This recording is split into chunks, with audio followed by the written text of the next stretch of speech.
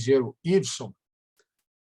Ibson é engenheiro mecânico, com MBA em gerenciamento de projetos, especialização em inspeção em sistemas e equipamentos de drilling pela ADC, em Aberdeen, especialista em inventário de materiais perigosos pela IMO e pós-graduado em engenharia de compósito pela UConn, Universidade de Connecticut. São 23 anos dedicados à indústria naval e offshore, sendo quase 12 anos pela ABS.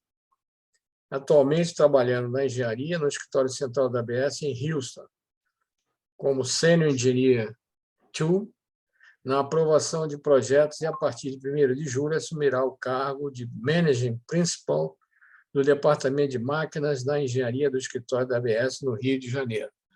Então, bem-vindos aqui ao Rio Breve, né? Eu queria passar a palavra para você, Ibson, e que você tenha uma excelente apresentação. Muito obrigado. Em nome do ABS, eu gostaria de agradecer esse convite, essa parceria com a Sobena, que é muito importante. Já parabenizando, porque nós temos aqui valiosas apresentações, valiosas informações, né? Não dá para destacar uma, acho que todas foram muito bem úteis, principalmente falando em prol da nossa indústria, isso que é importante. Eu vou começar a compartilhar aqui minha tela, né? Deixa eu ver aqui, espero que seja essa. Deixa eu ver a apresentação. Deixa eu colocar aqui no modo de apresentação agora.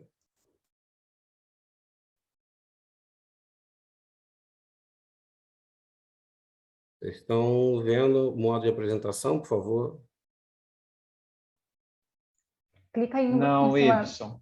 Clica Ainda na não? apresentação. Tá? Então, porque você tem 2 telas, mas... Na verdade, eu tenho 3, então eu não estou compartilhando a certa. A gente vê o modo apresentador, não de apresentação. Deixa eu ver aqui, então, aqui. Deixa eu passar para essa aqui. Deixa eu ver se é essa agora. Ver se está certo. Perfeito. Então pode tá começar. bom. Então, eu já sei qual que é.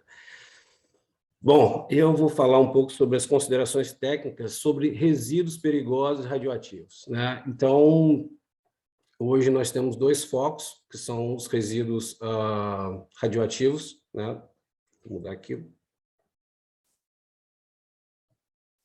Bom, primeiro, deixa eu falar rapidamente. O ABS, mesmo antes da pandemia, ele sempre se preocupou com a segurança dos funcionários, mesmo em casa. Por isso que esse Take 5 é at home e at work. Bom, eu vou começar falando sobre NORM e TENORM, né, que são os materiais ativos de ocorrência natural, né, sem envolvimento do homem. Isso é o que está lá no poço, antes da exploração. E o TENORM, que, na verdade, é quando o homem ele atua diretamente, né, na exploração de petróleo. Então, acontece um aprimoramento ou uma concentração desses materiais radioativos, né? Os materiais radioativos chamados NORMs, do acrônimo em inglês, né? Naturally Occurring Radioactive Material, são materiais que contêm baixa e média quantidades significativas de radionuclídeos, certo? Como nós conhecemos, mas somente de origem natural, das séries de decaimento, principalmente radioativo do urânio e do tório. Além da pouca ocorrência do potássio, que às vezes encontramos em alguns poços, né?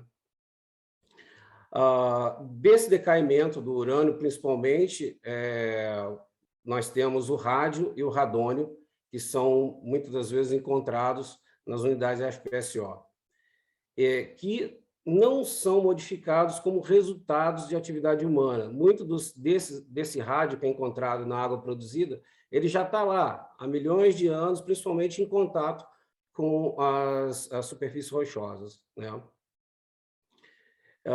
O NORM, né, esses materiais radioativos, são encontrados no subsolo rochoso e trazidos à superfície durante a exploração, né, de produção de óleo e de gás.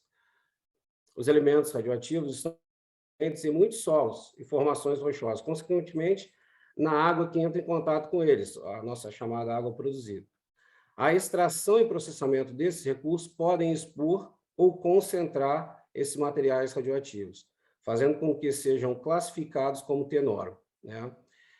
Que significa que as propriedades radiológicas, físicas e químicas do material radioativo foram concentrados ou alterados por ter sido processados, beneficiados de modo na planta de produção, com intervenção, né, do homem. A concentração dos radionuclídeos é altamente dependente da geologia local. Então, aqui, por exemplo, nos Estados Unidos, no Golfo, você tem, às vezes, uma distância de 50 milhas de um poço para o outro, e você tem diferentes materiais. Você encontra material radioativo e em outro poço você não encontra. Acredito que aí no Brasil, pelos estudos que eu li, você também tem diferente, principalmente agora no pré-sal, parece que existe um pouco mais a concentração, e no Nordeste é muito baixo, né?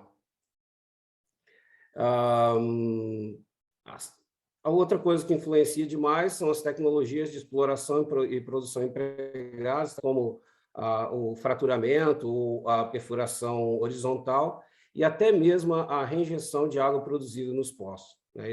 Isso pode aumentar essa radioatividade. Todo esse estudo é baseado no Departamento Americano de Proteção Ambiental e também nas normas do CNEN, da Comissão Brasileira de Energia Nuclear e da Agência Internacional de Energia Atômica. Aqui nós temos um gráfico muito simples, mas ele é muito difundido quando se fala em norma, tá? Então, lá no a gente encontra os dois materiais que eu falei, o urânio 238 e o tório 232. E desses dois, no decaimento da cadeia, né, radioativa, você tem principalmente as formas de rádio, que é altamente diluída na água. Então, e o radônio, que na verdade ele tem partículas que ficam no gás presente tanto no óleo quanto no gás produzido também. De modo geral, né, a produção de petróleo e gás é acompanhada de água, que é a chamada água produzida, que vem a partir do poço como uma água ainda não separada, ela vem junto com o óleo cru. A água produzida contém radionuclídeos, foram mobilizados das rochas, reservatórios, e além de estarem presentes na água, depositados como escamas em tubulações, né, como as incrustações em válvulas e em vasos, né? De modo geral, esses vasos e tubulações podem ser descalcificados no mar ou em instalações de descalcificação em terra, né? Na maioria das vezes, as liberações enormes da produção offshore de petróleo e gás se originam da seguinte forma: você tem o rádio 228 na água produzida, você tem o rádio 226, que é o mais prejudicial, e também tem um pouco de chumbo, né? E no petróleo bruto você encontra até mesmo urânio, que ainda assim é difícil, né? E mais o rádio, também 226, e um pouco de tório. Quando a gente está falando, quando eu estou falando desses produtos, tem que imaginar o seguinte, que a gente precisa de mais ou menos 7, 8 toneladas de rocha, né, de minério, para ter 1 grama de rádio, né? E que ainda assim é altamente radioativo. Então, quando eu falo assim, a gente não pode pensar, nós temos uma unidade nuclear a bordo, não é isso, né? Mas são dados que nós temos e estou trazendo aqui justamente para ser uma característica para a gente começar a se preocupar um pouco mais, né, com essa questão. Eu conversei com o relatório FEA do ABS, parece que a IMO não vai trazer isso ainda para o próximo ano, né, para a próxima convenção, mas é um assunto que já paira na ONU e também é um assunto que, apesar da IMO sempre deixar mais essa parte nuclear para a administração de cada país, né? Mas esse é um assunto que está sendo tratado justamente pela incidência que está tendo, né? E, bom, na indústria do petróleo, o radônio está associado à produção de gás, como eu falei, né? Teoricamente, isso, se estiver dentro de vaso, se estiver dentro de tubulação e estiver a descarga desse gás for para um lugar seguro, né, a dissipação acontece em menos de 1 minuto e isso não traz nenhum dano. Entretanto, né, se ele é aspirado, só que nos Estados Unidos, um dado que a gente tem é que, por ano, ele mata mais de 21 mil pessoas, tá, com câncer de pulmão.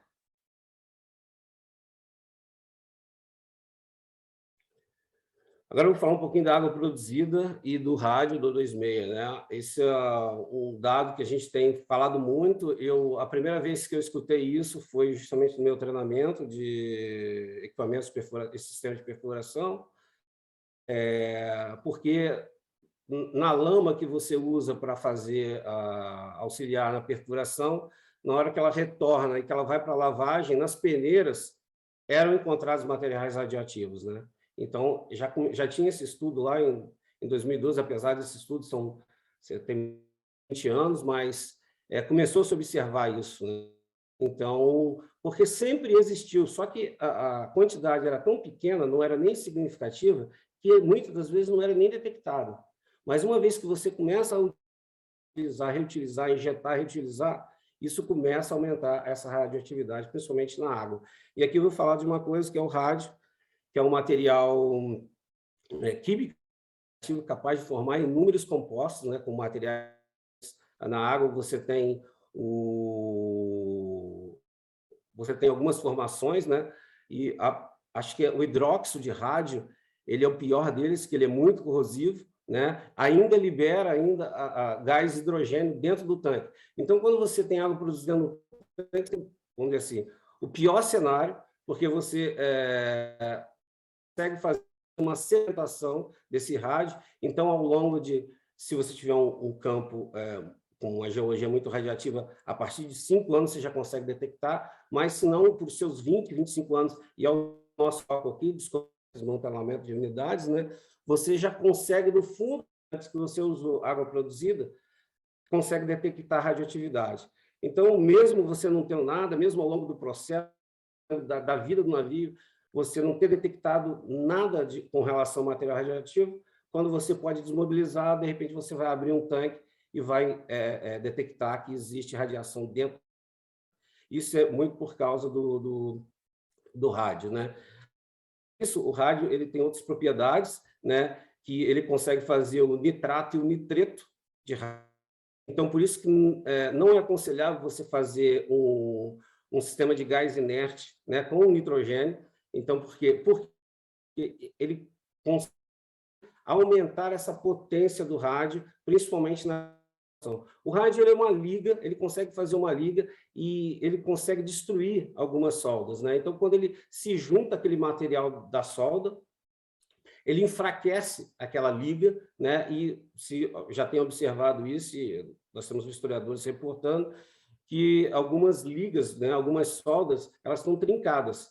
Então, isso é um indício, mesmo que não seja detectado, né, o rádio, esse material radioativo, já é um indício que você pode ter, e no futuro, você, numa hora de descomissionamento, encontrar radioatividade, né? Então, o resultado disso é uma degradação estrutural precoce.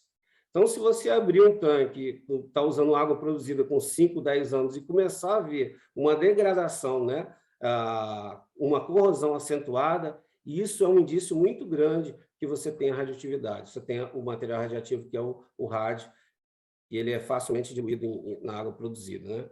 E esse acúmulo, essa concentração, principalmente quando, como eu falei, o tanque funciona como um tanque de sedimentação, um metal pesado, você acaba criando o T-norm, né, que é a concentração disso, ou seja, o rádio que já está presente na água desde lá do poço, né? Simplesmente nessa intervenção da exploração, isso é um desafio que a gente tem, né? Tem ocorrido isso. Para a água produzida também se observou a correlação entre o bário, né, e confirmando que esses radionuclídeos são trazidos juntamente com a barito.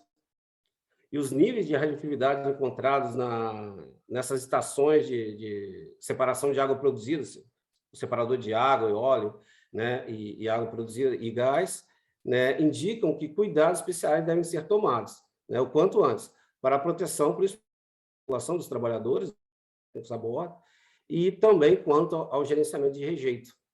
Entretanto, quando a reinjeção de água produzida no poço, o equilíbrio químico, até lá no poço, ele, às vezes, é rompido, esse equilíbrio é rompido, e aí acontecem outras formações, né, que são os sulfatos, né, de bário e também os carbonatos, que você tem a associação do cálcio, né, principalmente porque você está injetando uma água radioativa que está desequilibrando o meio que já existe no poço, né? Bom, e com isso, quando essa água retorna, o que acontece quando esse óleo ele retorna? Ele acaba que você começa a criar as incrustações na tubulação. Bom, aqui eu li a resolução da ANP 817, né? Eu não quero ficar falando de resolução, mas ali eu vi que tem um item que está muito preocupado com esse gerenciamento de rejeito. Ele fala de tubulação e de equipamento. Eu acho que a gente adequar, eu acredito, como o Rafael acabou de falar, né? Ela não é uma bala de prata, mas eu acho que está excelente essa resolução, né? Mas aqui tem a questão dos tanques, que a gente também tem que olhar, né?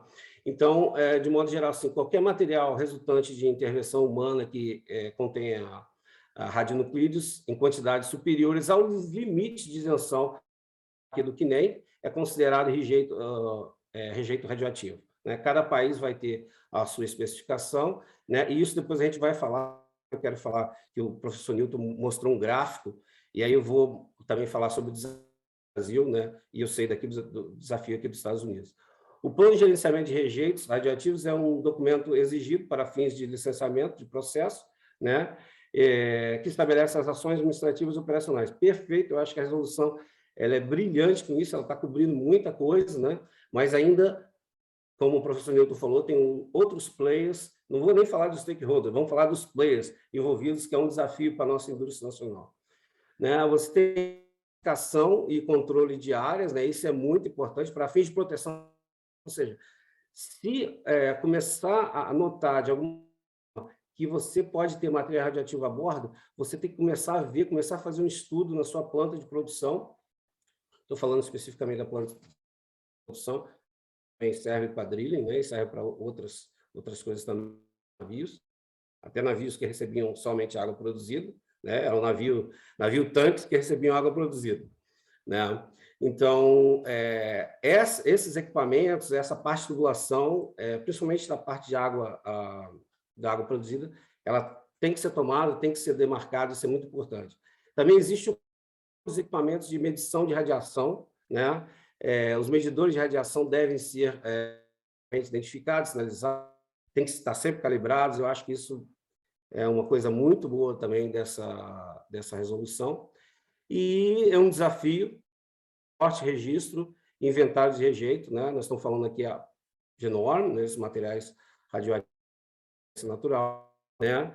Mas eu acho que existe lá o IBAMA, com o que nem eles têm, eu não me lembro exatamente com o item, mas eles têm regulamentos nacionais para a segurança de transporte de produtos perigosos, né? Isso é muito importante, isso vai ser muito valioso, ainda mais se a gente quer desenvolver vários estaleiros no sul, no norte, no nordeste, aqui no sudeste, né? Então, isso é muito importante. Agora eu vou falar de uma outra parte, que é um pouco mais conhecida, de materiais perigosos, que é o IHM. Hoje a gente tem a resolução da IMO, que define exatamente, na parte 1, o que toda embarcação nova e existente tem que estar indicado. É um documento muito valioso, ele tem que ser feito por empresas especialistas. Até o ano passado, aí no Brasil, não tinha nenhuma empresa especialista, todos eram representantes de empresas europeias, né? Eu muitas vezes fui procurado por empresas brasileiras e até me espantei que não tinha nenhum especialista. Aqui na América Central também não tem, né? Existem 2 no Panamá e um em Bahamas, que, na verdade, também são representantes de empresas europeias. Quando eu falo assim que não tem, foi porque a gente procurou, a gente viu e não encontrou. Então, pode até existir uma empresa, mas já é uma preocupação por a gente aí na indústria não ter uma empresa especialista que faça um plano de esse inventário de materiais perigosos, né? Que você tem o ABS tem um guide, a IMO tem um guide de como isso tem que ser feito, né? Então, acho que esse é um passo que a indústria nacional tem que tomar, tem que ter especialistas para ter estaleiros preparados. A gente vai ter que ter empresas especializadas, principalmente e aí uma que faz rejeito de material radioativo não é a mesma que faz rejeito de outras coisas, entendeu? O aço, eu não me preocupo, né? Acho que nós somos experts. Acho que estaleiro também existe todo um expertise em estaleiro brasileiro, da nossa cultura naval, mas existe desafios que são os regulamentos atuais, principalmente quando se envolve o meio ambiente e a segurança, né, de todo o pessoal. Rapidamente, né, a resolução da IMO ela é calcada na Convenção de Hong Kong, né, e o objetivo da Convenção sobre essa parte de reciclagem, né, quando fala inclui todas as unidades, né, prevenir, reduzir, minimizar, aplicável, eliminar qualquer acidente e lesões adversos à saúde humana e ao meio ambiente, né? Principalmente nessa parte de reciclagem de navio, que vai ser muito importante e pode trazer desenvolvimento para cada localizações que esses estaleiros estão também. Isso é uma coisa muito importante, mas não pode levar à poluição, né, que é o principal. Nós também temos a regulamento da União Europeia, 1257/2013, que entrou em vigor em 2018 e também depois em 2020, aplicando para embarcações que não são de bandeira europeia, né? E ele complementa, né? Ele tem mais que ele complementa a Convenção de Hong Kong, tá?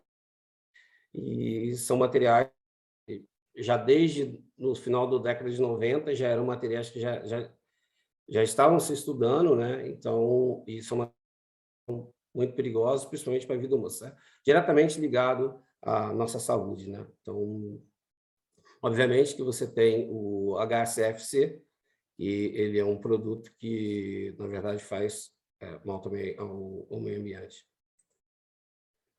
Eu não vou falar de todos os produtos aqui, de todos os materiais perigosos, porque é uma lista enorme, isso está na resolução, é muito simples, né? Eu vou só me atentar aqui, só para descrever, né, a questão das BES, que é o amianto, o ODS, que são substâncias destruidoras da camada de ozônio, né? E de substâncias radioativas. Aqui, todos os materiais, vamos dizer assim, que eles estão lacrados, né? Não estão lacrados porque, durante esse tempo aí de aprovação de HM, a gente notou muitos antigos com mais de 20 anos que você tinha poeira, você tinha detrito, tinha pedaços de materiais, né, que continham o asbesto, né? Então, mas, de modo geral, tudo isso está lacrado, né? Se você está numa junta, está naquela tubulação, mas a preocupação, e como é que é o nosso objetivo no workshop, é na hora de desmobilizar, né? Então, o asbesto está presente, principalmente em navios construídos até o início desse século, né? Então, encontra-se embarcações com 20 anos, você ainda encontra asbesto, né?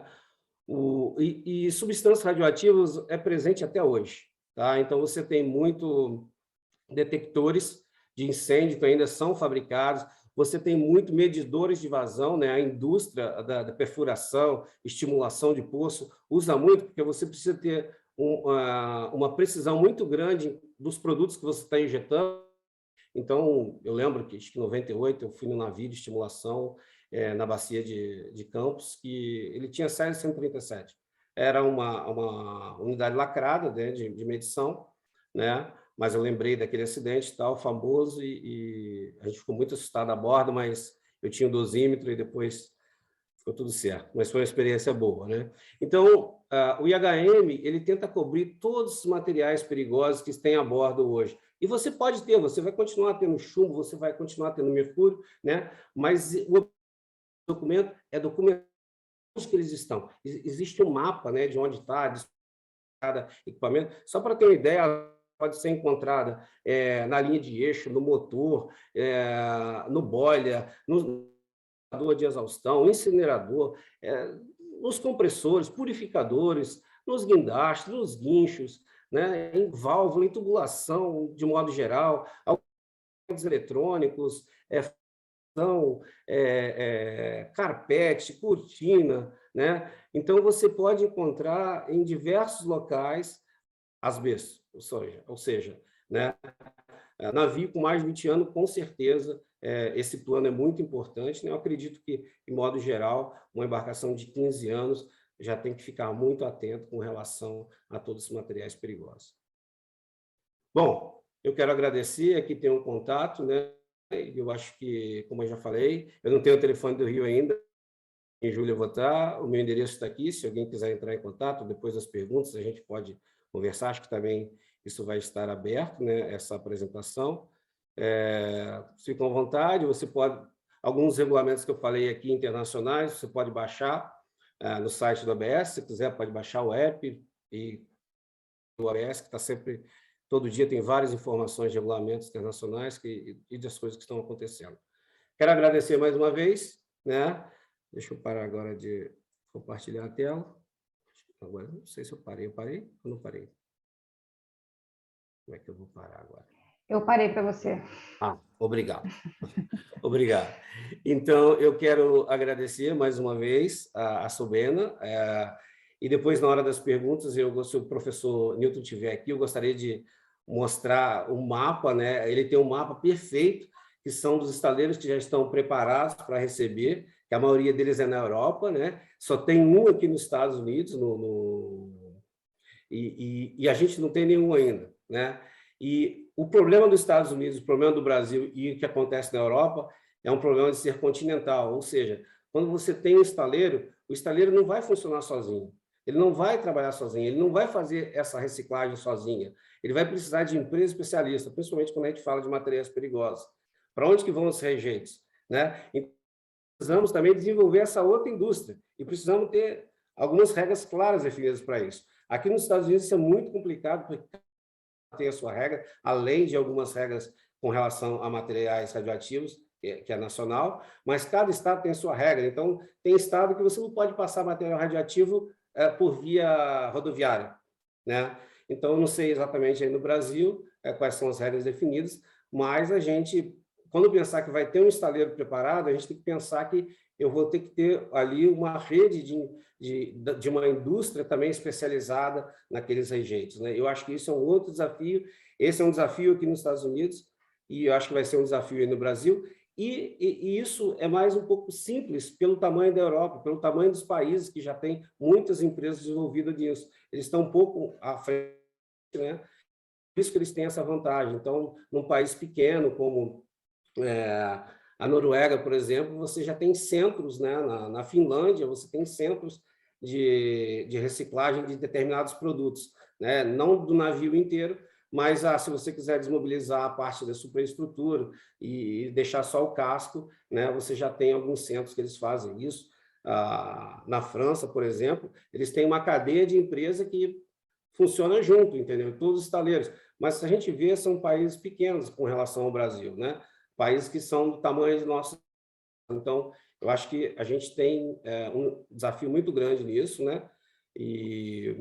Mas eu acredito que essa resolução que a gente já teve, essa PL que está tramitando, eu acho que isso tudo vai beneficiar a nossa indústria, né? E é isso. Quero agradecer mais uma vez esse workshop aqui. Eu acredito que tem muita informação valiosa e acho que eu passei um pouquinho do tempo, desculpa.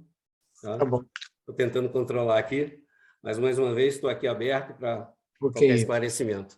E fica para os debates ainda, tá bom? Tá bem? Perfeito, claro. Já tem pergunta para você?